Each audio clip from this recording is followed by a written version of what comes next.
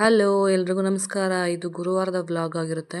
ದೇವ್ರ ಮನೆ ಯಾವಾಗಲೂ ಪರಿಮಳ ಬೀರಬೇಕು ಅಂತಂದರೆ ಒಂದು ಪೌಡ್ರ್ ಆ್ಯಡ್ ಮಾಡಬೇಕು. ಅದನ್ನು ಲಾಂಗ್ ವೀಡಿಯೋದಲ್ಲಿ ಅಪ್ಲೋಡ್ ಮಾಡಿದ್ದೀನಿ. ಪ್ಲೀಸ್ ಟೈಮ್ ಸಿಕ್ಕರೆ ಒಮ್ಮೆ ಚೆಕ್ ಮಾಡಿ. ನಾಳೆ ಆಷಾಢ ಶುಕ್ರವಾರ ಆಗಿರೋದ್ರಿಂದ ದೇವ್ರ ಮನೆ ಎಲ್ಲ ಗುರುವಾರನೇ ಕ್ಲೀನ್ ಮಾಡ್ಕೊಂಡಿದ್ದೀನಿ.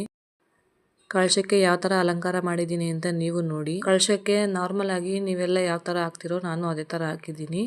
ಕಳಶ ಕೂರಿಸ್ಕೊಂಡು ಅದಕ್ಕೆ ಅರಿಶಿನ, ಕುಂಕುಮ, ₹1 ಕಾಯಿನ್ನ ಹಾಕಬೇಕು.